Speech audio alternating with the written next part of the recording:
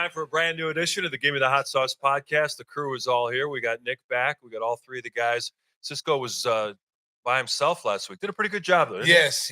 You know, versatility is what we have here on the staff. Guy misses, another guy just, hey, just picks up the work. Next man up. Keep on going. Next man up, as Tim says. We know that story very well in Chicago sports. It's been a lot of Even he was surprised. Look at him. He's still surprised today. No? That's weird because your shorts say I was very surprised. Wow. Oh, wow. What a zinger. Oh, submarine shot, baby. Man, you went out of your way for that one. It's like you were practicing that all day. Yeah, he was waiting for that joke. He was waiting for that joke. Here. We were talking about his leg hair. I'm like, man, you are so well protected because even though mosquitoes and cicadas are out, they have no chance of touching his skin. You guys had problems with cicadas? We've had no problems. And certainly Francisco has none. Wow. He's well insulated. Is that what you're saying? Hey, listen, I'm going to tell you something. My house is like a horror movie. Really? Seriously. That bad, huh? Man, it's terrible out there. The lawn's moving. From like 8 o'clock in the morning to like 7 o'clock at night. I mean, literally, you're just waiting for like a masked man with a machete to be standing across the street waiting to come in your house and start chopping you up. America, I'm not used to these cicadas. 17 years, they need to go. Yeah. And they're starting to die now. They're starting to die, and they're falling on the street, and the birds are just having a field day now. Well, they got their job done. They planted their eggs, they're ready to go. Have you seen the blue-eyed ones? Years. No, I've not. I haven't seen one either, but they've been crawling on Stacey. It freaks them out. Oh, listen. Hey, one of those suckers land on you, they'll freak you out. Let me tell you With the blue eyes? Hey, they came in my house. One of them got in my house the other day, and I was taking my dogs out to the bathroom. I come back in. They're so slow coming back in. They're walking in, sauntering in. I'm like, yo, man, get your ass in the house. There's cicadas everywhere. So they start coming in a little faster. All of a sudden, I'm walking to the front room. I hear that. You know how they make that noise? And it's loud as hell. And I'm like, oh, hell to the no. I don't have a cicada here. I'm looking around trying to find him. And then when you're looking for him, he's just quiet. He doesn't say anything because he knows you're looking for him. And so then I was like, okay, he's going to play hide, hard to get. So I started walking off and did it again. I was like, okay, behind the couch. That's where he's at. So I got him. I was scared of him at first because I was like, man, what this damn thing bites me or something, And so I grabbed him, and I didn't want him to sit in my hand, so I was shaking him like dice, so he wouldn't like bite me or anything. Look out for the stinger. So shut up. So then I opened the door and I tried to throw him out, and he stuck in my hand. He like didn't move. And I'm like, oh, gross. I panicked. Like Spider-Man. I didn't want to kill him. Because somebody said, you should have just killed him. Step on him, throw him out. I said, come on, man. They come back every 17 years. They're going to die already. So just let him go out there and get a couple more. He's trying to get some little women cicadas. I want to make sure. Maybe he didn't get none. Maybe Stacey wants to get his groove on before he dies. Exactly. So why would I kill something that I don't even know if he got some? So I wanted to sit him out there and say, you know what? Go out there, little fella. Go out there and find you some female Have cicadas. your moment. Go out there and lay some eggs. But why did he stick to your hand then? This is when you just wish you had that shock collar, America. You can just shock Timmy Whisper some of the shit he says. All right, enough cicada talk. People are sick of those terrible insects. I am too, America. NBA Finals, we're 2 games in, and so far it has not been good for the Dallas Mavericks. Kyrie Irving talked, but how comfortable he was going back to Boston. He was at peace. He's grown up. He's matured, and he played like crap for 2 games. He ain't the only one, Mark. Yeah, he's not the only one. Hey, let's put out an APB on Luka for defense. Luka can't guard nobody out there. And I don't care if he's hurt, his knee hurts, whatever. His defense is atrocious. He's opening up, letting guys through. Boston has too many shooters and too many scorers for you not to play solid defense. And this is the time of the year you're playing for a championship. You got to put all injuries to the side because no one's 100% right now. There's guys banged up. If you can't play and you can't go out there and perform, then sit down. Because then you'll have an excuse. The little Dallas lost because Luka didn't play. But if you show up to play, you have to give effort, especially on the defense. You can't save it for the offensive end, go for 30 and get a triple-double, but on the defense end, you gave up a triple-double. Well, did you hear that he got a pain injection for that chest contusion that he has? That had to be tough. First of all, to get that shot in that area and then to play with that whole area being numbed. I mean, I don't know if you've taken pain injections over your career, but how much does that affect you? It didn't affect me, Mark. It didn't affect, guys who we're like Clint Eastwood tough. We're built differently back then than these guys are now. You guys, these guys take an injection, they might be out. If this wasn't a championship game, he might be out 2 or 3 weeks. You know what I'm saying? Oh, he would be. Yeah. Guys, I tell the story all the time. Like, these guys are built totally different than the 80s and 90s, 70s, all these other guys. Like, when I see John Paxson again, go get a knee scope on Monday and is playing on Wednesday. Okay. And nowadays, a guy gets his knee scope, he might be out, 3 months. So they're just built differently, and it's a mental mindset. And this game is so important. If you got to take an injection, do whatever you got to do to play, but know that you're not going to be 100%. So you might as well get that out of your head and just go out there and give the maximum effort that you can. Your teammates have to pick you up. The one thing Boston has done to the Mavericks is not just control the 2 stars. They've taken away the rim run, which we talked about coming into this. This would be huge for Dallas if they were able to get those lobs and all those dives to the basket they killed everybody in the Western Conference with. Boston has taken that away. They're not allowing them to get easy baskets, and they're forcing, Luka and Kyrie to not only score, but to make everybody around them better. And guys are not nobody making shots. Can make a 3. And you know what? This is where Jayson Kidd's got to put pride and ego to the side. Whatever his difference is with Tim Hardaway, you got to get him out there, because he's been a proven guy since he's been in Dallas to make shots. So whatever the hang up is on Tim Hardaway, he doesn't play defense, whatever, this might be the missing piece that you need to get your perimeter game going and give you a chance to at least get back in this series. And they're not getting any of those lobs that they got in the previous. Taking away. And that when you take away the lobs from Lively and Gafford, and what Jones. else? And what else can they do? Yeah, because they're not going to be pick and pop guys. They're not going to be able to say, let's adjust our game, and now let's pick and pop and shoot threes. That's not their game. So now, where do you get that offense now that you're not getting points in the paint?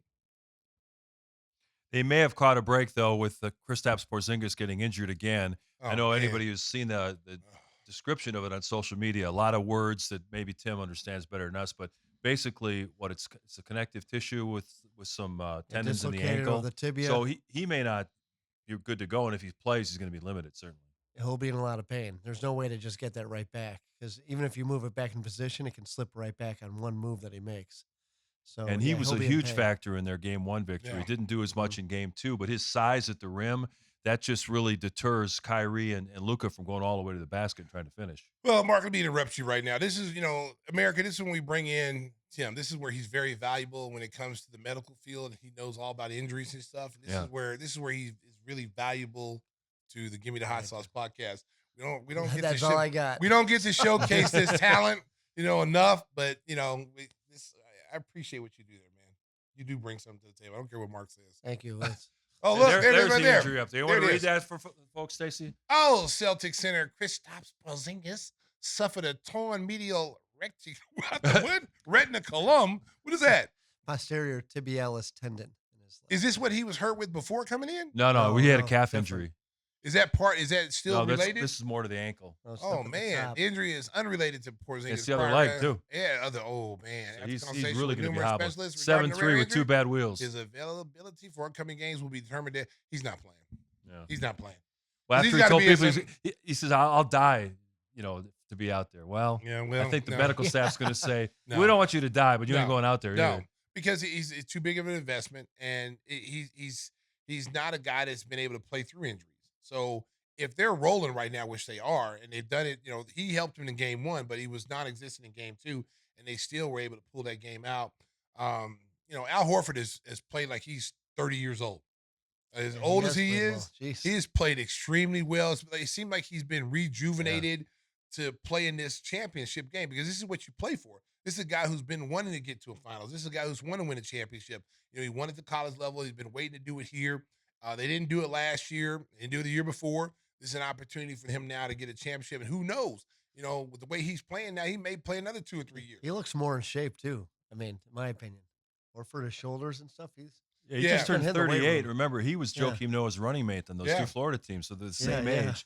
Joakim's been retired for a few years now. Yeah, and Porzingis gave him some new life too. When Porzingis being able to play when he's healthy, it takes some of his minutes away from him. So you don't have to play a lot of extended minutes during the regular season. This is why it's so important for teams to have quality backup guys, because your aging star players like this can take some games off during the regular season and be ready for and be fresh for the playoffs. People talk about Jayson Tatum, the fact that he hasn't played great in the first 2 games of the finals, but he's really done what he's been given. He's been passing to teammates. He's had a lot of assists in the first 2 games. What do you think about the way Tatum has played? I think people are way hard on Jayson Tatum. I think they're expecting 30, 40-point games. You got to remember, there's a lot of talent on Boston. they got scores all over the place. Drew Holiday, we talked about it, has been the biggest pickup of this team's, this year. Bringing 26 in game 2. Bringing a defensive-minded guy that can completely shut your guard down, but also Mark can score in a variety of different ways. And then again, he does a good job of running your offense and getting your guys those shots. Porzingis was a big pickup when he's healthy. But, Jayson Tatum is a superstar player.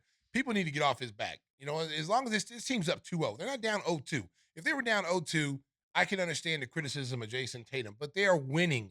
He is a superstar player. They are winning. That's all that matters. He could have a terrible series and not even be the player, be the MVP of the finals. Who cares? He's got a ring.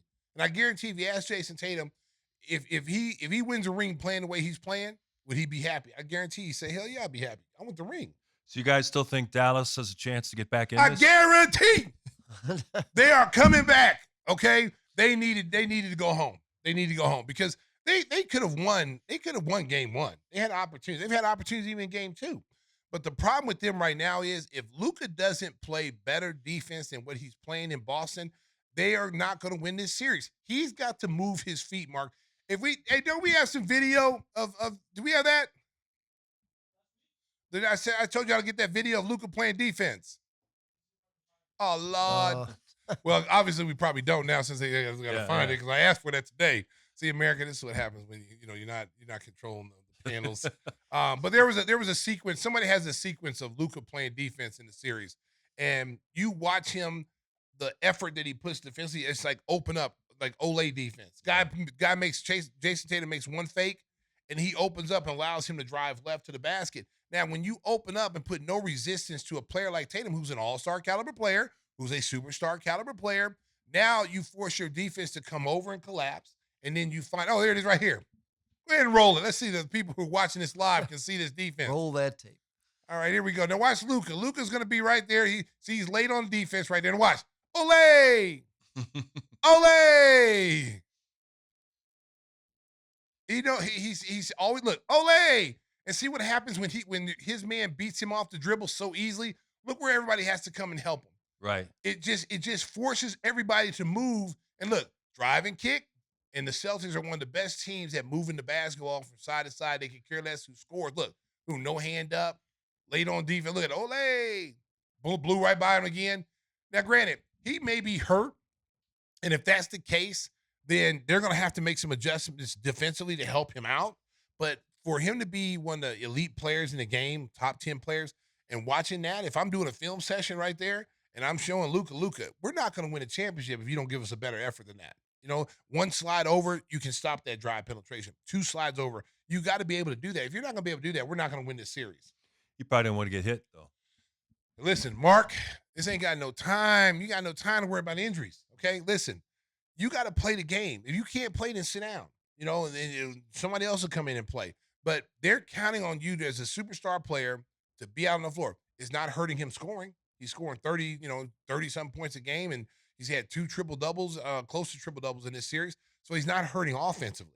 So I can't use that excuse that, he don't want to get hurt. It's like, you ain't hurt on offense, and they're banging you and knocking you on the floor, but you come back on the other defense and don't give me effort to stay in front of people, and you force a domino effect, which leads to open shots. Derek White hitting open threes. Al Horford hitting open threes. They'll let those guys shoot, but those guys are good shooters. They're not like guys. Those guys shoot the league average. You can't leave them open.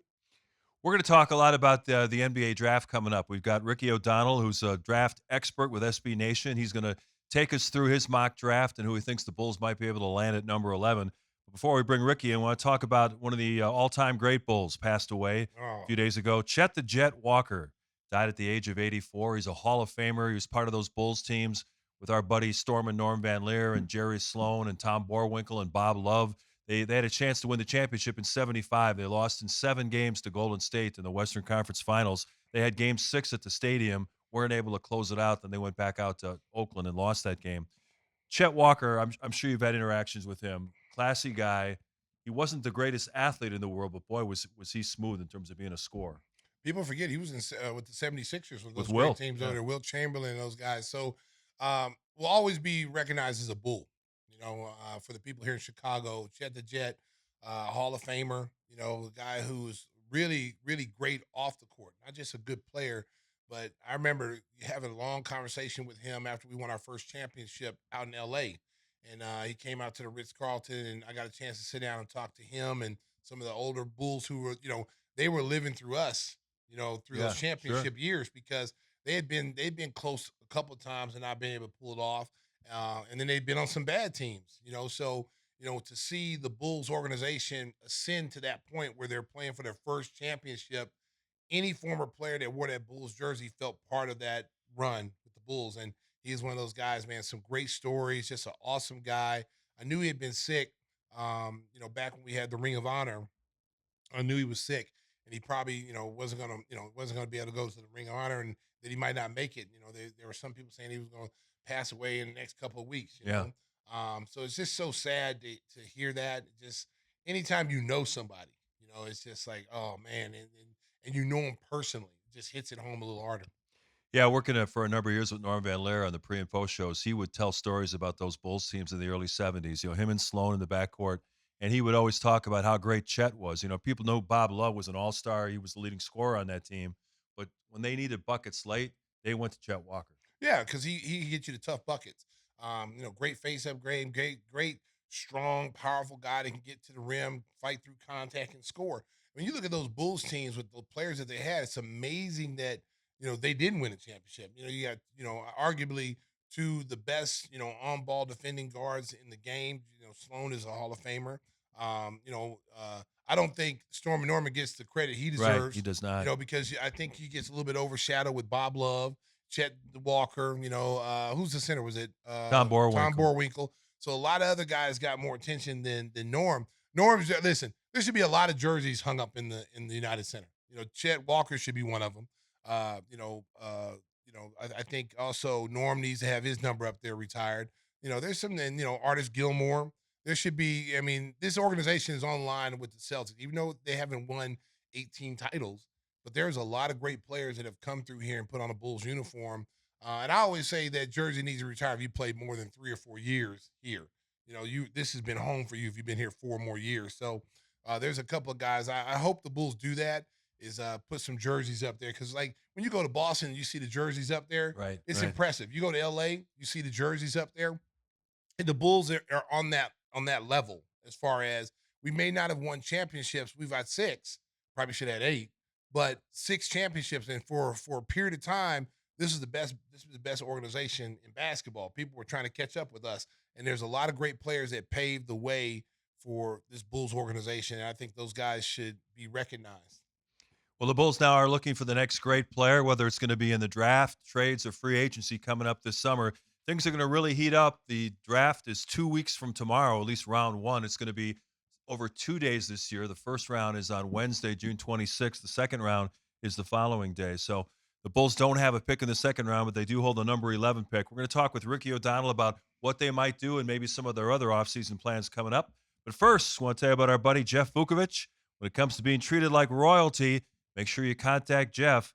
He'll take care of all your needs and insurance for auto, home, and business. You can reach him at jeffvuk.com. That's jeffvuk.com. The phone number, 847-825-4783. Stacey, you got a jingle for us tonight. Nationwide is on your side. There you go. Nicely done. Own it.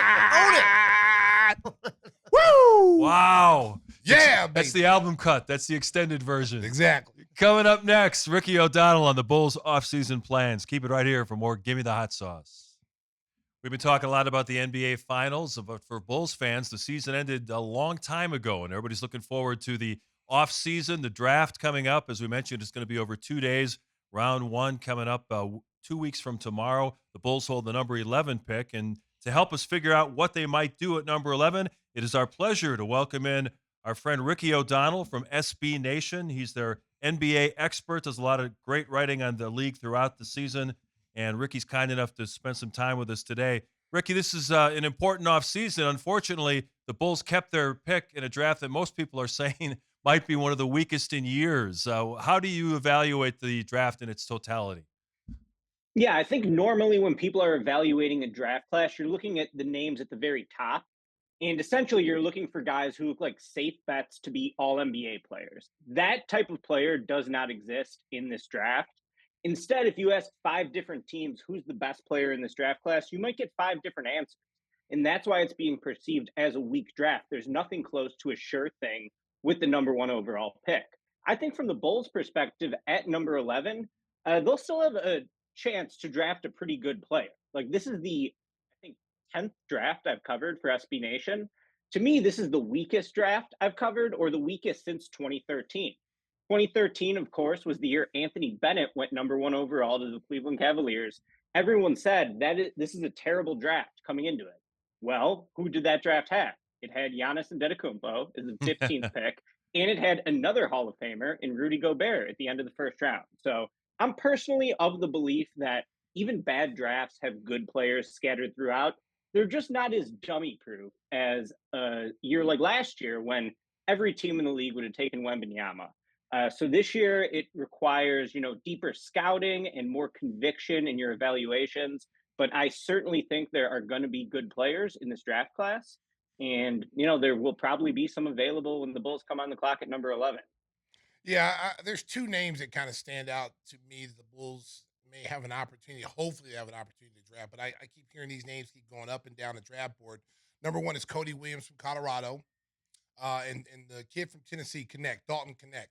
Those 2 guys, I feel like they could go anywhere in the top 8, and then it could slip down depending on how these other players may go into an individual workout and wow some teams away and then move up in the draft. You see that every year, Ricky. Guys who might have been projected to go 15 or lower, they go into some workouts and they elevate themselves in the top 10 and then knock some top 10 guys down.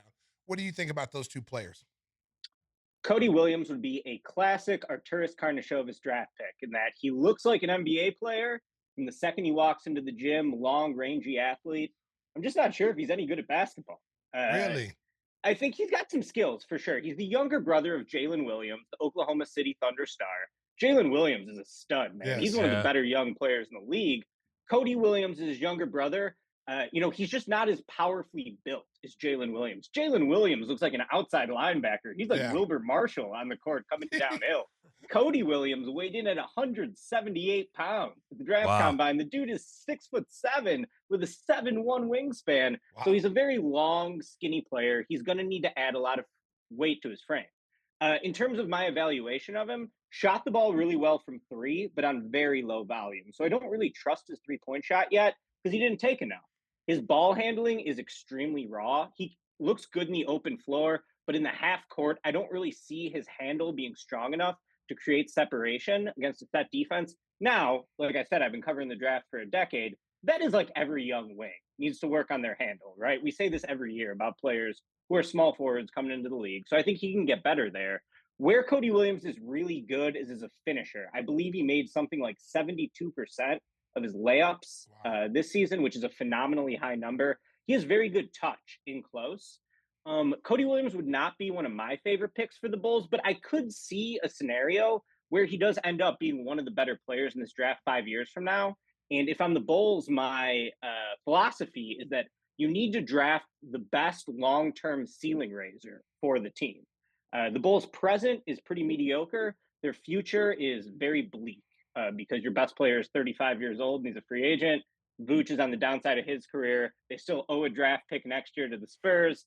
So the Bulls need a long-term ceiling raiser. Could that player be Cody Williams? Certainly. I think it could be. He's not one of my favorites, but I can see the vision for Cody Williams as a good NBA player. Absolutely. Dalton Knecht is kind of the flip side. Dalton Knecht is older than Patrick Williams.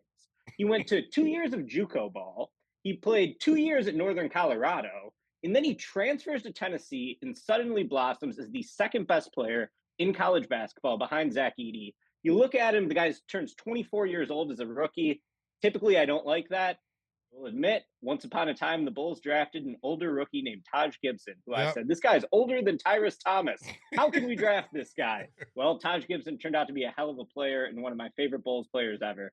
So Dalton Knecht, while he is a little bit older, I think his game very much fits the modern NBA. 6'7" wing who shoots the hell out of the ball. He is probably the second best shooter in this draft class, in my opinion, behind Reed Shepherd, second or third with Rob Dillingham. Pretty good body, 6'7", pretty athletic, can attack a closeout. I view him being a really good fit for teams with superstars that attract a lot of attention. And I could see him playing a role similar to the one Tim Hardaway Jr. has played on Dallas, or maybe Grayson Allen in Phoenix. Those are some comparisons that come to mind for him. So I think he's a pretty pro-ready player for a team that, is trying to compete at a rotation piece as a rookie. I think Knecht makes sense there. But like I said, just my opinion, I think they should go for the best long-term ceiling raiser, regardless of position. And I'm not sure if that's really Knecht, just because, he's an older prospect turning 24 as a rookie. Yeah, I like Knecht's shooting numbers, but to me, he's Doug McDermott 2.0. I mean, he's the exact same player, great college scorer. I'm not sure if it translates to the league. I want to ask you about a couple of crazy things that have been happening in terms of draft speculation in the last couple of weeks. We've heard the Bulls might trade up to try to get Donovan Clingan or Modest Buzelis, the local kid from Hinsdale. We've heard that they may be interested in Zach Edey, which I dismiss out of hand. But I know in your mock draft where you took the approach that this is what I would do with the pick. You have them taking Tyler Smith, a 6'9" wing from G League Ignite. What do you make of the? It's a lot of lying that goes on at this point, with the draft coming up. But do you think the Bulls might actually consider trying to trade up with as little draft capital as they have? Yeah, like what would they trade is my first question. Yeah. And the first thing that comes to mind is that Portland pick they got for Lauri Markkanen. They traded Lauri Markkanen. They'll never get that anyway. Jones. They'll never get that anyway. Yeah. Portland is just totally hopeless. Yeah. They never win after the All-Star break. So, yeah, I mean, if you could trade that pick in 11 to move up, sure, I'm into that, I guess. I think Clingan would be a pretty good pick. Just he has one elite skill, and that's his rim protection. I covered the Final Four in Phoenix, spent some time around Donovan Clingan. I think he'd be a fan favorite, certainly. Kind of a Rudy Gobert style center in that he's not a great scorer, but he is an elite shot blocker, elite defensive player, just has an easy translation. And the other thing I like about him is he's a very good passer. Like, while I worry a bit about his scoring, he was the hub of UConn's offense. You had some, whirling player movement around him, shooter spread around his playmaking. And I think, that's something that could help any team, a big man who can pass. You see more and more teams are running their offense through the post. Obviously, Jokic is the main example, but even look at what Domantas Sabonis does for the Kings. He's really sort of unlocked a higher level of play in De'Aaron Fox by giving him another playmaker. So I think Clingan's playmaking is awesome. I think his defense is awesome. Couple things that worry me. One, he played less than half of the available minutes for UConn this year. I just don't think he's in very good shape. Part of that is because they were just pounding teams, blowing him out, and he was able to sit for the last 10 minutes or whatever. But, he only played over 30 minutes 3 times the entire year. So that's a little questionable to me. And I just don't think he's a great scorer. Like, he's not a good leaper. He weighs 280 pounds, if you can believe that, because he looks a little thin in the upper body. But he is huge. I mean, he'll be one of the heaviest players in the NBA, rookie at 280 pounds. So he just can't really get off the floor very well to me. But he's got 7'7" wingspan, super long. So I can see the vision with Clingan. That would be a good pick at 11. I don't know if I want to trade up for him, but it's only going to cost you the Portland pick. Then I'm into it. And then Matas. I talked to Matas on the phone the other day, Hinsdale native. Matas is a cool player. Again, I think he's pretty similar to the type of guy AK always drafts, which is a very long, toolsy wing. I think Buzelis has shooting potential. Like, he shot horribly this year at the G League Ignite, but he was adjusting to playing against pros. He didn't have a point guard to set him up. There was an increased physicality that he wasn't used to going from high school to the G League. So I like Buzelis. I view him as, a top 5 or 6 overall prospect in this class. His offense was a bit underwhelming with the G League, but he really surprised me defensively. He looked tough, smart, blocked a ton of shots. He's actually one of the better shot blockers in this class who's not a center. So I kind of like Buzelis as a 4. I think him and Patrick Williams would complement each other pretty well if the Bulls were to re-sign Patrick and have them as your forwards of the future. So I don't love trading up in this class, partially because the Bulls don't have a lot of draft capital left to trade, partially because it's kind of a bad class as it is. So I think someone could fall to them at 11 who's pretty good while teams look for more sure things, potentially like Dalton Knecht in the top 10 picks. Maybe a younger player with a higher ceiling could fall to the Bulls at 11. There's a few names I like, but in general, not a huge fan of trading up in this class. And one of the things that, I feel like the Bulls don't need is another guard. They need to get, some lengthy wings, need to get a big man. I'm starting to hear Zach Edey's name at that possible position because there's some draft picks, some draft experts say that he can go anywhere from 15 on down. He's going to be a first round pick, but no one has him above 15. It's like 15, 16, 17 range. Is that an interesting pick for the Bulls? Because my big thing, Ricky, is that I don't think he has the foot speed to be able to play at this level, to be able to get to point A to point B. I thought he struggled in that at Purdue. I thought he struggled offensively, to get his shot off, even though he's much bigger than everybody else. Guys were pushing him off the block. And in this league, guys are super strong, and you're playing sometimes against undersized centers that are strong, like the Draymond Greens of the world, who won't let you catch the ball within 6 feet of the rim. So talk a little bit about that and the possibility of the Bulls maybe being able to pick him. Yeah, it would be a really interesting pick. Don't do it. I think 11 is a little too rich for Zach Edey, but I can give the sales pitch on it. So Zach Edey, truly one of the greatest college basketball players of all time. The last player to win back-to-back National Player of the Year awards before Zach Edey was Ralph Sampson, who played before my time, but I have read a lot about how great Ralph Sampson was. So he's just an all-time great college player. By the numbers, he's the most statistically dominant player in this draft class. He was the best player in college basketball for the last 2 years of his career. What really impressed me covering the Final Four this year was that the guy never comes out of the game. He's 7'4", 300 pounds, and he plays 40 minutes of every game while the entire defense was keyed around stopping him. He was still an unbelievable scorer. So when I look at Edey, I see a player with razor sharp strengths and very bad weaknesses. Stacey, you correctly pointed out his lack of foot speed. How is that guy going to guard a pick and pop in the NBA? I mean, he just does not have the foot speed to recover under control and contest a shooter. I think that's a big issue for him. When I evaluate a center, the things I look for out of a center: defensive coverage versatility in terms of guarding the pick and roll. Can you play the drop? Can you play at the level of the screen? Can you switch? Zach Edey has no coverage versatility. He has to play in a drop. I also look for big men who are plus passers and plus shooters. He's neither of those things. He cannot shoot at all. He's never going to take a three. And he's just not a very good processor of the floor as a passer. Personally, I think that's the one trait that really limits his upside, is that he's not a really good playmaker. When that double team comes, he doesn't see the floor very well to kick it out to the open shooter. At the same time, there's not a lot of precedent for a player like Zach Edey, just 7'4", 300 pounds. Where do you see that guy in the NBA today, especially someone who's in that good a shape? I do kind of think that he has a sliver of star upside more than a lot of guys in this range, just because typically when guys, become stars from a later draft position, there's not a lot of precedent for them. Jokic is a premium example of that, right? No one's ever seen a player like Jokic. So how could he be a star? Well, he ends up being the best player in the world on his own terms, right? So Edey, what he's really good at is just scoring inside. The guy's got incredible touch, incredible motor, plays really hard, an incredible offensive rebounder, just never gets tired on the glass, attacks the offensive glass. No one can stop him. I think he's got really good touch. I don't think he has great post moves. Certainly no one's going to confuse him for Hakeem on the block, but I do think he's got good touch inside. He can score either hand. He kind of has basic post moves, but nobody can contest his shot. He's got a 7'10" wingspan. He'll be the second longest guy behind Wembanyama his rookie year in the NBA, and he will be the heaviest player in the NBA. So I actually think that's a big part of Jokic's strength as a player, is that he's, one of the heaviest players in the NBA. It's impossible to deny him his post position.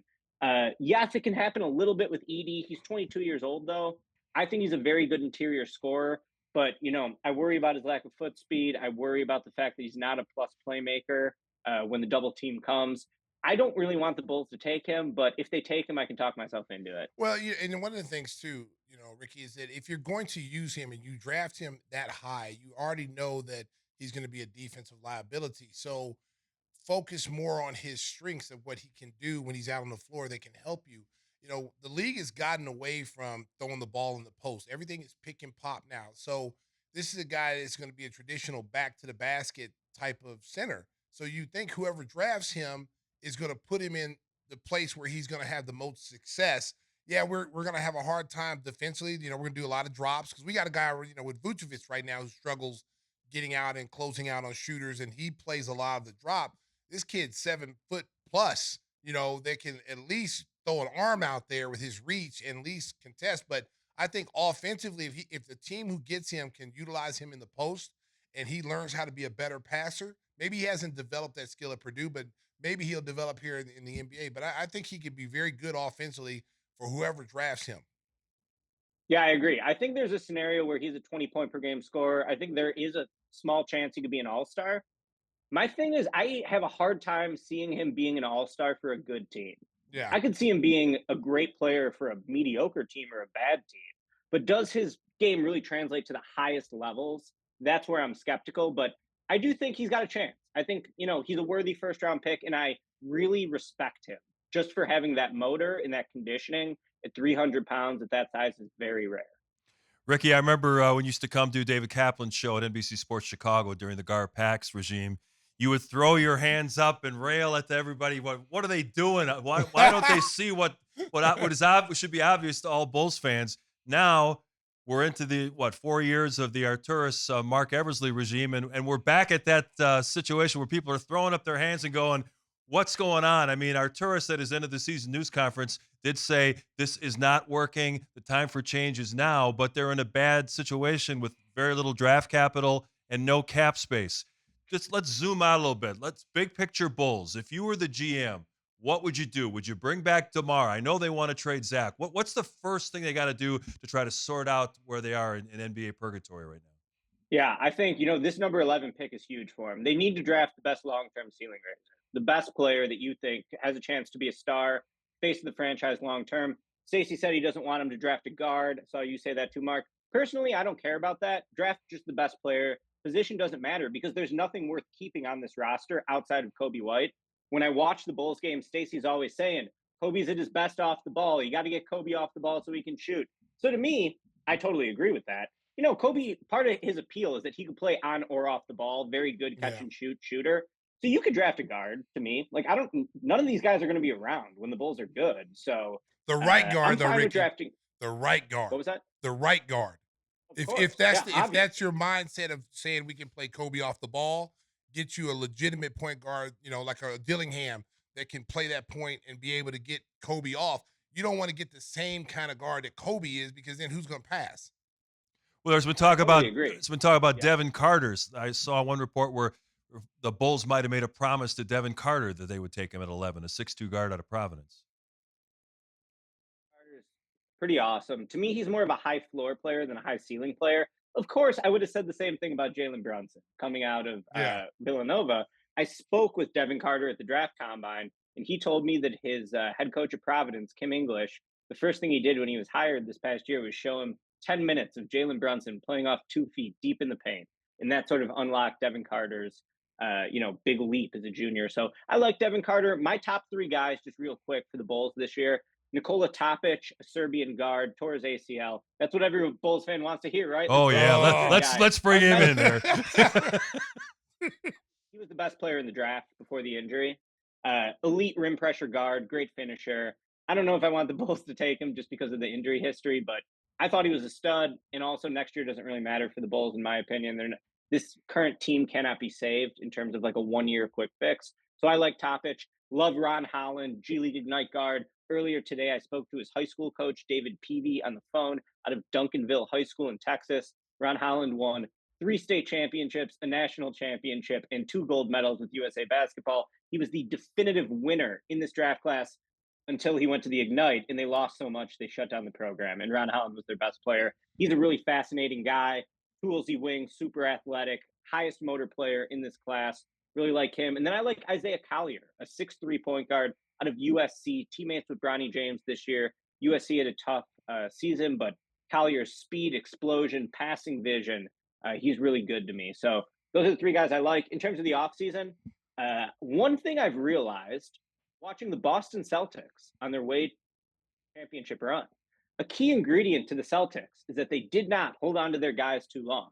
They traded Paul Pierce and Kevin Garnett while the team, was still pretty good. They'd won a championship. They were still making the playoffs every year.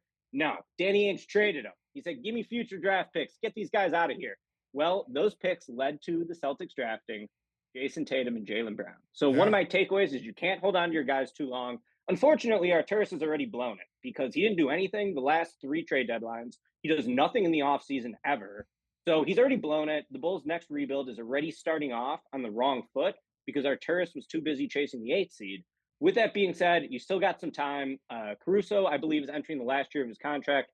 Trade Caruso, sign and trade DeRozan. Try to keep your 2025 draft pick owed to San Antonio in a much stronger draft, protected 1 to 8. And let's try to actually build this thing from the ground up around Coby White and hopefully around Patrick Williams. I'd be in favor of signing Patrick Williams, not to be the star of your team, but to be a solid 3-and-D wing who can defend the interior, can be your wing stopper a bit, can hit an open three-pointer, even if it's not on high volume. One stat I have for you. The last game Patrick Williams played for the Bulls, I believe it was January 26th. At the time, the Bulls were ranked number 14 overall in defensive efficiency. Patrick Williams suffers a season-ending injury. From that time on, the Bulls were the 27th best defense in the league. So when Pat went out, their defense stunk. Pat's a good defensive player. That's why I like him quite a bit. He can hit an open three. Obviously, you don't want to pay a guy who can't score 12 points a game, $20 million a year. Guess what? It's the new NBA. 3-and-D wings, if they're any good, make a lot of money. And he's 22, so his age curve, he's going to get better. 23, 24, 25. These are the prime ages of an NBA player. Well, Ricky, you've I'd seen re-sign Patrick Williams. You've seen it that when DeRozan's out, Zach was out, he became more of a featured player in that roster, and his numbers went up. It's when he's in the roster with all these, he defers. He's one of these players that has the tools to be a great player, but the mindset is, the older guys. I'm going to defer to the Vucci's. I'm going to defer to DeRozan. I'm just going to get mine when I can. And I think people become so frustrated because when you see him play and he has those great games. I remember 2 years ago at the end of the season, we set out all the veterans. We were playing Minnesota and they kept all their guys. And he went out and had 30 plus and against their starters. And I was like, wow. Like, okay, this is the Patrick we're going into the Milwaukee series. Like, we needed to have him in that Milwaukee series show up. But then once the regulars come back in, he defers to the older guys. And I think that, Arturas and those guys recognize that he has that ability. And I think that's why it's so hard to part with him and trade him off, because you saw what Lowry's done when we traded him off. You saw what Gafford's done in Dallas. You saw what, Wendell Carter Jr. You can't keep giving away your young talent and then letting someone else develop them. And you're watching them playing these big games. It's got to be frustrating as hell, because it's frustrating to me to see these guys we had on our roster. And if we'd kept them, no telling where we'd be right now. Totally agree, Stacey. I think you're spot on that. I'd keep Patrick Williams. And I don't think anyone's going to throw him a huge bag. Just my opinion. Yeah. But I have a hard time. Like Jabari Parker said, you don't get paid for defense. You get paid for scoring. Patrick Williams is not a great scorer. It just is what it is. Like, I don't see him being an all-star forward.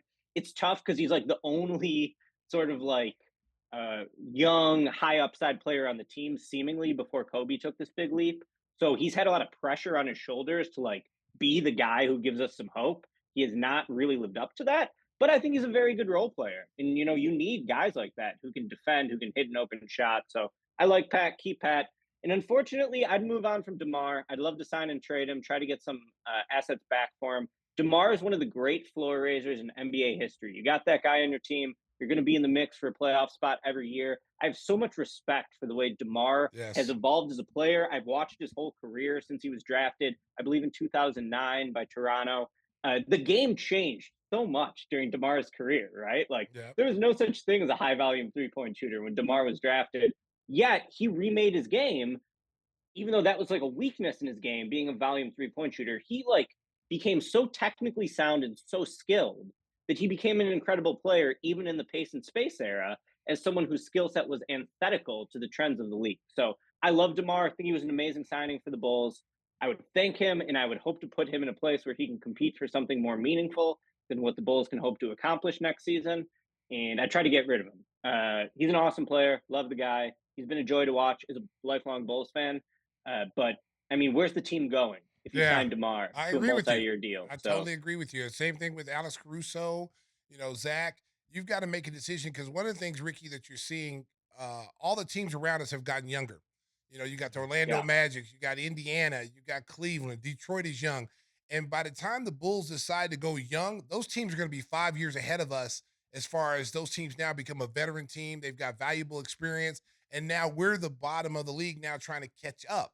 Whereas right now, you have a chance if you play your cards right, you could rebuild. The rebuild could be faster than what they think. Totally. No, I'm fully in agreement with you, Stace. I think they should do it. It sucks to watch a rebuilding team. Yeah, We've it done it does. a lot as Bulls fans. But you know what? I can find some joy in it. Keep Coby. He sparks joy among the fan base. I think Pat could take a little leap, with more opportunity. And let's get a good rookie in here with the 11th pick. I think, they're going to have a lot of good players available. I can see a Julian Phillips mini leap next year. We'll see. So, yeah, I think that the Bulls need to just face reality, because these last few years, they've been completely delusional, thinking that if they get the 8th seed, that they get like a big trophy and Arturas gets to consider himself a grand success. It's like, dude, you're in the JV conference. If you get the 8th seed, that's still kind of pathetic. And he needs to aim higher. The problem is that the business is still very successful. Yes. The basketball team might not be successful, but business is booming in terms of ticket sales. I remember Stacey, you were calling the game against Minnesota late in the year. The Bulls were basically playing for nothing at that point. The Wolves are a very good team. Bulls are down 22 at the first half or something. They come back and they win. I don't know if I've ever heard the United Center that loud since D Rose, Joe Noah days. Yeah. I mean, the fans were going crazy. What that says to me, Chicago's the best basketball market in the United States. The Bulls have the market all to themselves, unlike New York and LA. And you owe it to the fan base to not just try to be mediocre. And I think by refusing to trade these guys, refusing to face reality, you're locking yourself into mediocrity without any real hope for the future. You either need to sell wins or sell hope, and right now the Bulls are selling neither. So it's time to sell some hope. Let's get some high-ceiling young guys in here. Give me my boy Ron Holland or Nikola Topic or Isaiah Collier around Coby and Pat, and let's try to get Cooper Flagg in 2025. Yeah, that's the group. That next year's draft is going to be. There's some Hall of Fame potential in that draft. How about Ron Harper's son, Dylan Harper? Yes. Big lefty point guard. I've watched a lot of Dylan Harper. That kid's a stud. I might have him number 2 behind Cooper Flagg when I drop my first 2025 mock draft at SB Nation in a few weeks here. So I can't wait to see that one. Hell yeah. So, I'd try to keep this pick in 25, and let's try to get some franchise-changing talent, because Chicago's too good of a basketball city to chase the 8th seed. Yes. Chicago will sit through a rebuild as long as the rebuild is smart. The Cubs did it. The Cubs rebuilt. They tanked. Yeah. Kyle Schwarber by tanking. But they did it smart. It wasn't an eternal tank the way the Pistons are currently embarked in. It was targeted. They got assets.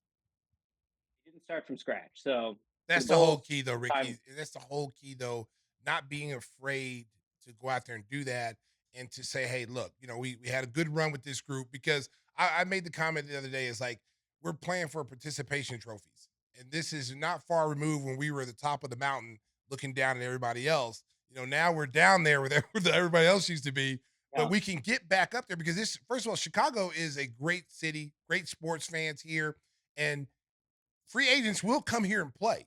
They will come here and play. You'll have your choice of free agents at some point, but if you're rebuilding, you've got to show them that you're rebuilding in the right direction, that they're maybe one superstar away, maybe 2 superstars away from being a legit contender. Because this is a place that still, I believe, is a great destination for free agents. You see, you got DeMar to come here. Vooch came. I mean, all these guys, they could have re-signed somewhere else. They're here. So you can go out and get quality players to come here in Chicago. You just got to be willing to pull the trigger. I totally agree. Well, I think that's a good point to wrap it up with our guy, Ricky O'Donnell. You can follow his work at SB Nation. You can follow him on X, formerly Twitter, at SBN Ricky. Follow his coverage leading up to the draft, which is coming up in a couple of weeks, and follow him throughout the Bulls offseason. Ricky, we appreciate you joining us and all the insight on the draft. Look forward to talking to you again down the road. Be on the lookout for some hot sauce, baby. We're going to send you some hot sauce, baby. Love that hot sauce. Give me that hot sauce. Ricky O'Donnell, our guest on Give Me the Hot Sauce. We're coming back with answer some of your questions, and we'll also tell you what we're watching. We've got the early reviews on Clipped. We told you that was your homework assignment. We'll see what you think about that FX series. Terrible. Yeah. That's next on Give Me the Hot Sauce. Negative stars. Give Me the Hot Sauce rolls on, our final segment in the latest episode. And Whispers didn't get a chance to ask a question there. So why don't you tell the folks how they can get some delicious signature hot sauce? We have some exciting news here, Mark. Oh, great. Stacey and I have to go do a Shark Tank proposal down at Mariano's. Is Mark Cuban going to be there? Breaking news. Looks like I got to prep Stacey for this, huh? Listen, you know what? Don't worry about me. I'm a closer. That's right. That's I go in right. and close Coffee is everything. for closers. Yeah, coffee's for closers, buddy. Put the coffee down. Yeah, no, we're not. I'm the closer. We just get there and let me do the magic. That's right. What's my name? That's right. So, yeah, we're going to go do the pitch on at the end of the month here. Yeah. And hopefully we get the hot sauce into Mariano's. And they were insistent that we make it. It was kind of funny, like, since the Jewel thing, they didn't like the fact that we went to Jewel. Right. So now they're like, no pun intended, they're hot on us. So yeah, we're going to be down there. Yeah, they're on us, baby. I'm looking forward to it. I'm all excited. Well, until the sauce gets into Mariano's, how can folks order some? Hold on, Mark. I'm not done yet. You're not. Oh, you got more news? You got more news? I think we might need you down there. Dun, dun, dun, Pizza dun. Chicago, right there in the pitch. Yeah. This is Mark Janowski, as well as Stacey King. And as they say in Google, who the hell is Timmy Whispers? That is the most popular question that Nick gets every week. That's right. So, yeah, it could be a lot of fun going down there, having a little, pitch and see what they have to say. I think it'll go over well. Nonetheless, you can always go to gimmethehotsauce.com, and codes are still good. Walking Via and Walking Q. You can use those anytime, get some free sauce, and get ready for the summer barbecues because it's every weekend for us now. When is Christopher Walken going to slow down? There's a new season of The Outlaws on Prime. Yeah. He's still going strong. He ain't going nowhere, Mark. Yeah. Well, he's going to play himself in his own life story from birth. After he dies? Yeah. Benjamin Button. He's kind of that guy. Benjamin Button, yeah. Yeah, so go to gimmethehotsauce.com, use the codes, and it'll be packed up by Timmy Whispers personally. Yes. Get that barbecue sauce. It's barbecue grill season. It's grill season, America. I just had some grilled chicken the other night, baby. And I slapped it on that chicken. Oh, boy. Oh, yeah. What'd you slap it on? Slapped on that chicken. Slapped on the chicken thighs. Pop. And the breast. Rubbed it on the breast. Yeah. That's great. Hey, we also met your Bulls marketing guy. Who? You didn't know that? He was sitting right there. The partnership guy was in the we can talk about this after the show. No. Folks at home aren't that interested in what you're this is talking great about. because I think we can get this stuff at the United Center now, too. Where we were at the concert? Yeah. The little guy? That's right. Who did he work with? I thought he was Higginbottom when he was in there. No, I He didn't. was like, no, that's not me. Oh, you should talk about that. You guys went, Chris Brown? Oh, we went to the Chris Brown concert, America. Mike was with you? Oh, no, Mike didn't go. It was Mike took us. Mike drove us. He drove us. It was Tim, his lovely wife, Maureen, and me and some other friends. Did Tim fit in, or was he? Listen. Timmy Whispers. Oh, I'll tell you what, man. He didn't know I was a big Chris Brown First fan. of all, he didn't even know who Chris Brown was. Oh, please. So he knew. He was saying that last week. Who? Exactly. Oh, okay. So Timmy Whispers, we have some. I think we have some video. We have video. Okay, so when you're at the concert, they say put your lighters up, put your lights up. Oh, I got into it. So Tim got into it. He was really getting into it. He was the only one out there. The guy's a hell of an entertainer. So he's out there with his little iPhone. He's doing this, and I'm out there. I'm by myself. He's there by himself. So we're all in the little lobby. Except I had the fleet of twerkers in front of me. Yeah, there was all. We'll get to that story in a minute. So Tim's out there waving. I'm like, look at Whispers getting into it. He's grooving. He's doing a little moves. So we got the little video. Go ahead and show it, guys. Oh, Whispers. No. It's probably terrible. There he is right there, America. That's Timmy Whispers right there. He's all beat. And there's the twerkers in front of him. There's the twerking girls in front of him. And so it was a fun concert. We had a couple. We had some man violations, code violations there with Whispers. Well, just one. What's that? Oh my God! I dragged my nuts across Stacey's back. It was terrible, dude. So so go back to that way. Go back to that Whisper shot. Go back to that Whisper shot. Hey, it wasn't intentional. Go back to the Whisper shot. It was a forced situation. So see where Tim's sitting, right? That's a whole row. That's like a bar, right? Yeah. And there's all chairs there. So there's one next to him, one on the other side of him. So I'm sitting at the corner, And so the girls are sliding through, no problem. I'm a little bit thicker. Here he comes in, right? Jeez. Comes in like a thick double stuffed Oreo. So Oreo. he's on my back. And I'm like, dude, what are you doing? He goes, I'm trying to get through. I go, everybody else got through. What are you? He's like, he's got his junk on my back, dude. I finally get through. I go, did you like that? Did you like that? Mancode Did you like violation. that? Did you like that? How you like that? And I go, Tim, it's a Mancode violation, bro. That's a Mancode violation. Nobody wanted to feel your pork and beans and sausage. Okay? Actually, It was I terrible. should say sorry, bro. It's terrible, Mark. Sorry, it's bro. terrible. That was inappropriate. Mark, seriously, I started to call the police and say I was being molested. Sexually assaulted. By somebody, some little red man.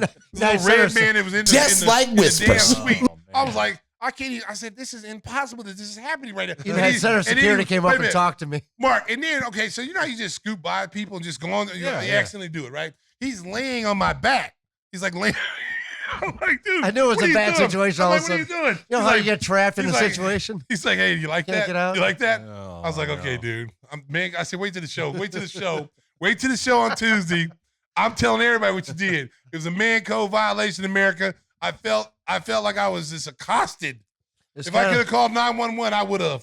It's kind of like after John Belushi broke the guitar, and you go, sorry. Oh. Yeah, so we had a good time in the suites. The concert was awesome. Great entertainer. The guy is like, if there's anybody you go see, That was a little crazy. You would go see Chris Brown and you go see guy Usher tears it because up. I've been to Future, Kendrick Lamar. Those guys rap, but they don't really entertain. They do the raps. But Chris Brown, and look at this right here. Look, he's above. That was wild. He was above all the people in the bar. Look at he's in a flying all over the he's United flying all over Center. the place, and he's singing at the same time. I mean, it was Crazy. insane, and that place was packed. That whole arena was packed. Then they And- land on another stage and do another Yes, show. They do another show. Little shit stage. The guy is a great entertainer. Did you say 20 some dancers at a time sometimes on the Oh, stage? dude, Just he had all people in sync. had people diving out, flying Yeah, out of the popping things. floor. Yeah, That was wild. But the one thing about him is that like he actually sings and he actually performs and dances. So that makes it even much more entertainment for you. So you actually feel like you got your money's worth. Well, he's 35 years old, and at one point he's singing by himself, and he's laying down on the floor, and then the song is slow. And he's gonna then speed it back up. He kips off the floor off his back without using his hands. Yeah, it was amazing. Yeah. And He you was kind of- almost the whole over, crowd but went, no. whoa. He fell on the floor and he started dancing, spinning around, Yeah, and all of yeah. a sudden Well, he slow just down, man. he And just catapulted boom. up with no hands from floor to ground and was still singing. That was impressive. Very impressive. And he does Guy's this an thing. He athlete. does this fan experience. I might have to start doing this myself. So every concert he has this fan experience, a Chris Brown fan experience, whatever. So you got to pay $11,000, and he'll take pictures with you, any kind of picture you want. That's what you charge, isn't it? That's what I'm gonna start doing after I saw what Chris Brown was doing. Chris Brown making $11,000. Grab some big butts. I was like, man, I gotta start charging. So then, Coming soon to the United Center. Seriously, I'm telling you. The Stacey King Yeah, experience. the Stacey King experience. If you want me to hug you, grab your butt, I will. Because Chris Brown was Get doing it some for hot sauce. $11,000. Oh my! Yeah, you get a parting gift, Oh, bottle of Free hot bottle of sauce. hot sauce. There But you they, go. You got but an they go experience right there. backstage. They go backstage. They get to meet him backstage. They go to the after I party. bet whatever. they do. But seriously, 11,000. He sold out every one of his dates. So like 36 dates. Sold them all out. All the experiences are sold out. So he's making some serious cake. Wow. Yes. Sounds like a great show. Yeah, it was. Hey, we're going to get back to hoops. We try every week in this segment to answer some questions from our listeners and viewers. We've got a question from Brady Huber. He says, if everything goes right, Stacey, what's the ceiling for next season's Bulls team? Well, if a everything lot of goes ifs. right, Low. I tell you what, man. Everything's right now it's resting on Lonzo. That means Ball. Lonzo comes back. Lonzo get a comes good back draft healthy. pick. They get a good draft pick. A couple good Crusoe's trades. healthy. They keep Zach Levine and they keep DeMar DeRozan. He re-signed Williams. I honestly believe, this is just my opinion. I got no inside information. I believe they want to see what Lonzo does for them coming back, because they felt like before he went out, they were in pace of being, a top team. They're number one in the East. And I think they feel like if they can keep the pieces together, because, everybody thinks they're going to trade Zach. Okay. If you're not trading Zach for a young player in the first round pick, then you might as well keep him and let him get his value back Are up. you saying run it back? No, he's not saying that. I think it's going to be run back, Mark. If that's the case, if they don't get what they want from AK Zach, said that this doesn't work. To me, either Zach or DeMar has to be traded. Yeah, one of them's got to go. And I think if they have to, if my choice that I think they will go with, because of DeMar's what he does beyond the basketball court with the younger players and being a mentor to these guys, I think they're on the verge of keeping that, keeping him. I don't think you can keep both because there's just so much money involved, and but you never know with the Bulls though. You never know. They may say, hey, you know what? We like Zach. We're not getting nothing for him. We're not just going to give him away because he's an all-star caliber player. Let's hold on to him to the trade deadline. And we got Zoe back. We got Tamar back. Let's see what we do. And if the Bulls can win with that group and win well with that group, I don't think there's going to be too many people clamoring to break it up. That leads us to our next question from Jamoy Fowler. Do you feel like the Bulls are run like a small market team, mainly from a financial perspective? I hate this is usually the factor with this ball club. And I think a lot of fans are saying, the Bulls have number one in attendance, great marketing, worldwide brand. Why can't they pay the luxury tax? Because they've been reluctant to go over that tax line. What Jerry's always said is if we have a contending team, I'll be happy to pay the tax, but they haven't been a contending team. Well, that's always been Jerry's stance is he doesn't mind going over the luxury tax and paying that if you got a team that's going to compete and is going to contend for a championship.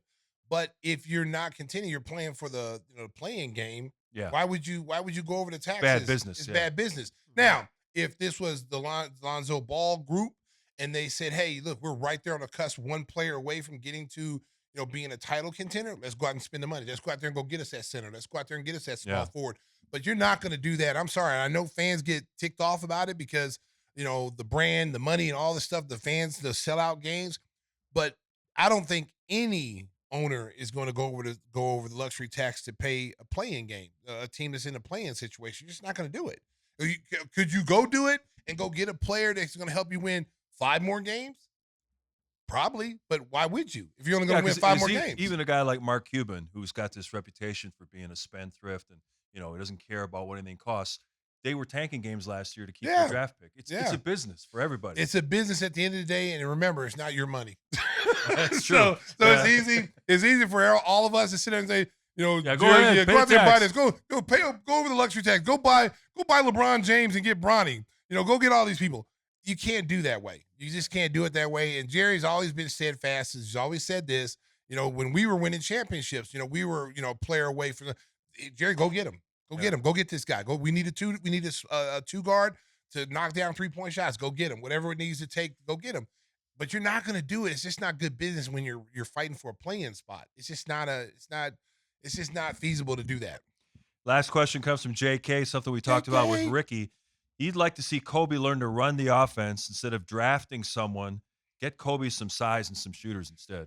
Listen, America, JK, I know what you're saying, okay? But Coby, in my opinion, just what I see every night, is a 2-guard. And I think Coby would even flourish even more at the 2-guard than he is at the point guard position.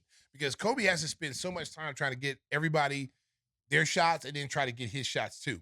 You put him at the 2-guard, imagine Zach LaVine and what Zach LaVine does at the 2-guard position, and you're giving Coby the green light to do that.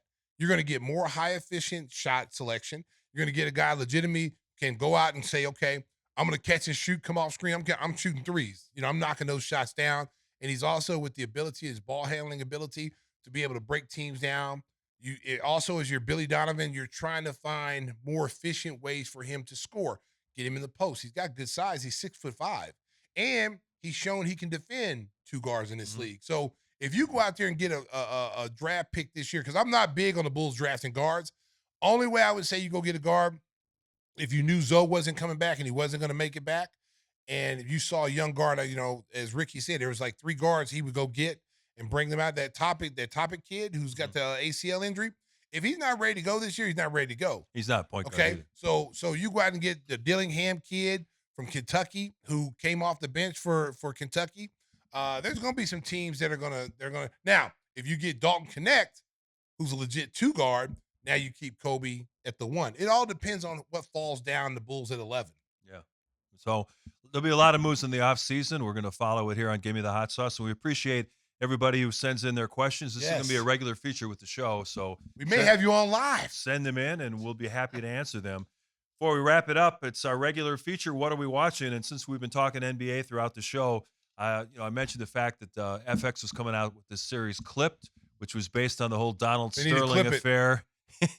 And he clipped it, baby. His run-in with Doc Rivers eventually led to him being kicked out of the league by Adam Silver. Grabbing balls? That is exactly that. That's Stiviano. Yeah, see, that's what they're trying to do. They're trying to entice you, think it's some kind of sexual thing. The problem that we saw too with Showtime, which was the HBO dramedy kind of series with it's tough to cast basketball players with actors. The basketball scenes a lot of times fall flat. But I think Ed O'Neill playing Donald Sterling has been pretty good. I think he's okay. But the whole nature of the relationship, I watched the first 2 episodes. The second one, they're talking about there was no sexual relationship between them, but she still had him wrapped around her finger. The whole thing is, it didn't really add up in a lot of ways. And then Donald Sterling's wife was standing by him, and the whole thing was kind of odd. And seeing Lawrence Fishburne play Doc Rivers didn't really. That was horrible. And then the way they portrayed Doc Rivers, like if you're Doc Rivers and you're hearing this, like this guy saying all this stuff to the players, like no wonder why your wife left you. He seemed like kind of an asshole. Yeah, like a jerk. Yeah, and that's not Doc Rivers at all. No. So I don't know if they tried to add a little flair to it because Doc was so boring. Because Doc is a player's coach. So if you're hearing the things that Lawrence Fishburne was saying, like hey Matt Barnes, are you that's why your wife left you. Yeah. And Matt Barnes, first of all. You say that to Matt Barnes? Matt Barnes is swinging on you, okay? Right, yeah. And we all would have heard about that. Matt Barnes attacked Doc Rivers. You would have heard about that. Yeah. The guy. Everybody seems to hate Chris Paul too. That's been coming out a lot the last couple. Everybody seems like they hate. Nobody likes Chris. That's a real show. Nobody likes Chris Paul. You hear it more and more. Like people don't like him. Yeah, they're saying Blake Griffin hated him. Oh, Blake Griffin, DeAndre Jordan. Yeah. What did he say? What did he say in the skit? He's like. About LeBron James. He said something about LeBron James, like, he's trying to, you're trying to win like LeBron James, like your best friend LeBron. Your best friend LeBron. Yeah, and I'm like, man, they made Doc Rivers like an asshole. Seriously. Yeah. I feel bad for Doc. Doc, if I was you, I'd go in there and refute that. That's terrible, man. Because I know you ain't like that, brother. Why did he take the job in the first place? He won a championship in Boston.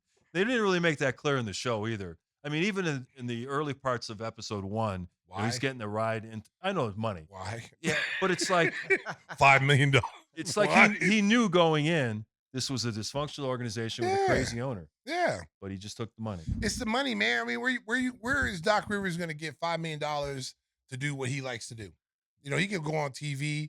He's not going to make $5 million, $6 million on that. And plus, he's one of the main guys in the organization. He's the guy calling the shots. You bring in Lawrence Frank. Lawrence Frank was an assistant with him. So really, Doc Rivers probably had more power as a coach, and also probably wore the GM hat. No one knew. They thought Lawrence Frank was the guy making all the moves. They show those meetings where they had Sterling on the phone and he's just rambling while they're trying to do their personnel meetings. Yeah, I believe that. Yeah, I believe that. I believe that he was an owner that put his nose in everything. He wanted to be part of everything. He wanted everyone to know he was the owner. I believe he probably during coaches' meetings he had to be in there. I couldn't be a coach under those circumstances. I couldn't have that kind of that pressure on you. That your owner every time you move, he's there. You're in the bathroom. How long were you in there? 5 minutes. You should have been back in the meeting. That kind of guy. There's cameras in the men's room. Like where the hell you at, Donald? I'm behind you. I'm right in the toilet. Oh my God, he's in the toilet. Like so that's kind of weird, And then this guy's got all this stuff going on. Then he's got the racist allegations and everything going on. That's why that team never won. Yeah, because you got so much turmoil. Now, I don't know how much truth is in Clipped, but, man, they made it seem like it was more than dysfunctional. Like, it was like, it was like mental abuse, and guys, this is how Doc Rivers was. I was just so blown away by Lawrence Fishburne, who's a great actor, number one, playing Doc Rivers. There's doppelgangers everywhere. You can have a... and those steam room scenes were a little uncomfortable, too. Yeah, they were very uncomfortable. Very uncomfortable. I was thinking of John Walsh. Yeah. Some baby oil. Yeah, baby oil and a little sling. Body thong. Let me tell you something, man. The way these shows portray NBA things is hilarious. Yeah, I know. Because a lot of stuff is not true that goes on there. first of all, you ain't gonna see a lot of dudes in a steam room. Like, No. I'm sorry, man, you're not gonna see. No, they're usually at Mitchell Brothers, but that's another story. Only time you see stuff like that is like the personnel, like coaches or someone all in the steam room. You don't see dudes in the steam room. Guys don't do that. Like you might like Bill Cartwright might have been in there by himself. And he went out and another guy went in. You know what I'm saying? Did you just say all the coaches are usually in the steam room too? Yeah, no, coaches with coaches. Yeah. Coaches with coaches. Okay. You may have some people come in, that are, it's, the trainer or something. But as far as guys, like teammates, like we all take showers together because we're all around the showers. We got to go and get on the plane or whatever. But you ain't seeing a lot of dudes not in the steam room. Even when I go to a health club, you got that steam room. You open the door, everything is empty. Like 18 dudes in there stretching, butt naked. Why the hell would you want to go in there? Mancode violation. Mancode violation. What club do you go to? They sitting on, they got the tile. Lifetime. I don't. Listen, this ain't the YMCA. So you go in there, you got the tile on, and you wonder how often they clean those things. You know what I'm saying? So when you see the steam in there and people got their asses butt naked on this tile, it's like, okay, memo to self, never to go to the steam room. Or when you get into they got the group unisex hot tubs in there, and you see the brown bubbles and stuff that be on there. You walk by, you go, okay, memo to self, never get in this acid water, never. What club is this, Mark? It's what? Where are you going? We got smell-o-vision here going on YouTube. All right, Whispers, what do you got for the folks? What do you recommend? Oh man, I was watching Hitman. Oh yeah, is that any good? Netflix, it's fantastic. Really? Okay. Completely caught me off guard as far as damn funny. Okay. It's funny. So you got that guy, the guy from Top Gun, the good-looking dude, Sam Powell or Chad Powell. What's his name? Glenn Powell. Thank you, Glenn Powell. And he plays like. Did you say that hot guy? Yeah. Mancode violation. Gonna take it to the steam room somewhere. Just say the good actor. I don't want to hear that hot guy from another guy. He's known as that hot guy now. He's that guy. Oh my God. So it's well done. All right, good. And then at the end, they do this thing that's based on a true story. Like, wait, what? They said except for the very end, which I'm not going to be a spoiler alert. Please. They said that part we made up. But the story in itself is true. Oh, okay. And that's a movie, right? Not a series. Yeah, it's a movie, a 2-hour movie. It's Netflix. It's Netflix? a lot of humor in it, and they got that hot guy, Glenn Powell. that hot guy. Guy. Wow. From the. I don't know. I don't look at guys like that. I'm not gonna say some guy's but hot. you movie, which I saw. Hey, look at that hot guy over there. That's not somebody comes out of King's mouth. Okay, it'd be like, hey, isn't that the guy that played in Top Gun? Yeah, you know what I'm saying? Yeah. That's all you had to say, Mark. Yeah. The guy who played in Top Gun. Wait. I'm sorry, Mark. You got to back me up on this. Wasn't Stacey the guy who said a few weeks ago, "Boy, I sure appreciate the way the women dress up in the NBA compared to the guys." And stuff like that. That was a strong man statement. Oh, nope, that's not what he said. Nope. Nobody wants to see a guy in a girl. The other way around. Nobody wants to see a guy with a girl's dress on. Right? Indeed, run that tape. Run all you want to. I'm not that. Don't try to compare apples and oranges. When you sit there and go, when you sit there and go, hey, that guy, that hot guy that played in Top Gun, like hot guy. Oh, there he is, right there. There's a hot guy. No, you never heard that come out of my mouth. Run that tape, D. Listen, big guy. Listen, don't try to drag me. Don't try to drag me into your soiled world. Trapped. You're trapped. He's like, You're he had big pecs too. Remember in Top Gun when he took his shirt off? He was red and he was sweating like me. And his body thong. Oh, Lord have mercy. Mark, get us back on the track. He's off the rails right now. It's your turn to recommend something for the folks. Put mine up on the screen, Cisco. Oh, there it is right there. Ghost, Power Book 2. I'm telling you, boy, it's the last season for this particular book. Is that hot dude in there? Oh, man. Oh, God. See? Yes. Nobody can hear you, D, except us. I can't hear you. Yeah.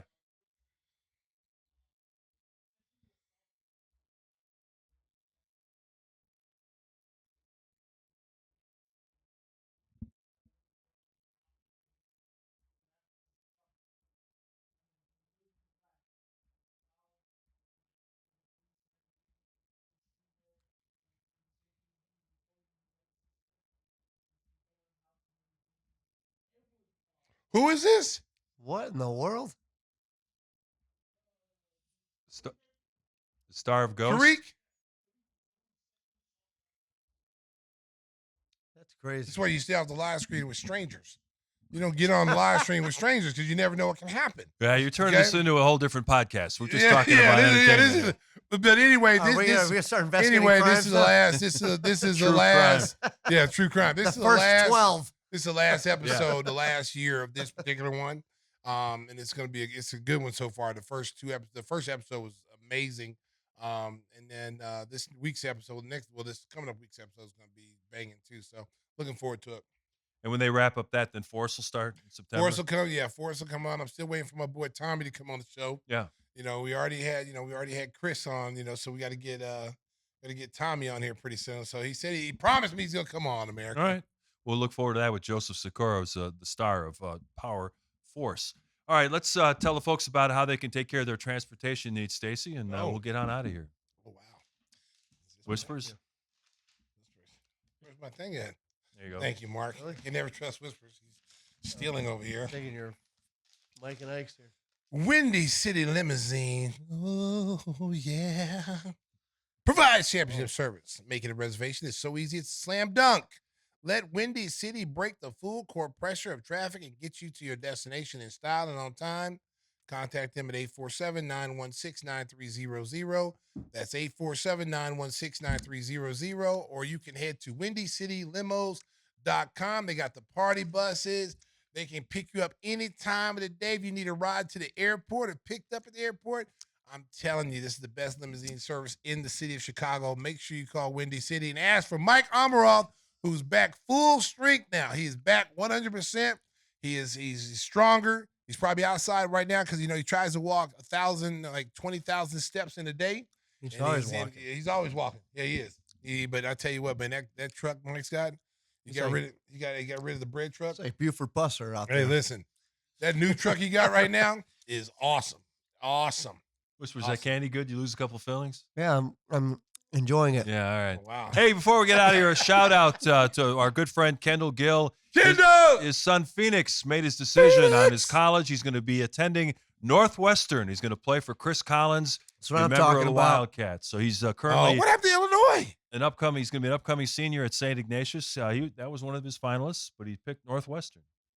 Come on, Illinois. You dropped the ball's legacy. Phoneix Gill going to Northwestern. You go where you should go. Congratulations That's what to I the said. entire family. Oh, man. He'll be a senior next year? Yeah, senior in high school. Yeah. Chicago's So Big he wanted to Ten. get this decision done before he started his. I'll tell you what, Big Ten team, okay? I'm gonna tell you something. He's come a long way. He's improved each and every year. Kendall deserves a lot of credit because he works with him individually, and it's not just on basketball. He has been doing boxing. He has been doing other athletic things besides just hooping, and it's really paid off. Like his agility, his vision on the court. Like he has really, really turned himself into one of the top players, if not the top player in Illinois, and one of the top guards in the country.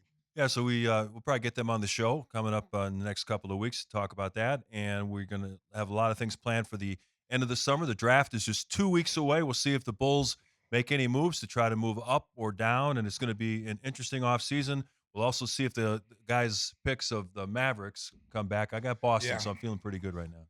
You are in the lead here. Yeah, I'm not. You know what? I'm not going to change. I'm not going to switch up. Either. I think if it's they get 7 still. the series doesn't start to the away team gets a win. They get Porzingis, if he's out, that gives him a boost. I think going back home, and Kyrie should play much better. But the problem that you have to worry about is if Jayson Tatum decides that, like, all right, it's time he turn it on now, and he starts hitting on full cylinders. Jaylen Brown's hitting on full cylinders, and then you got one of the other guys coming off, whether it be Drew Holiday or whether it be Derek White. You get three guys playing at a high level, and I'm talking 25, 30 points, and they've done it in the first 2 games. They've had 3 guys score within that range, of scoring. That's what scares me about Boston, because they've been the best team all year long. And even if Porzingis is out, remember, Boston has that secret weapon. They got Robert Horry on the bench. Luke Cornett. What? One of the greatest Jim Boylans One of the greatest time. shot blockers of all time. He reminds me of Robert Horry. Pump Got pass, that Jim. clutch gene. On that note, time to say goodbye. We'll see you again next week with a brand new show. Thanks for watching and listening. Thanks to our crew, D, Cisco, Knecht doing some great work. We're coming back with a new show next week on Gimme the Hot Sauce. Drive home safely, Chicago. Beep, beep.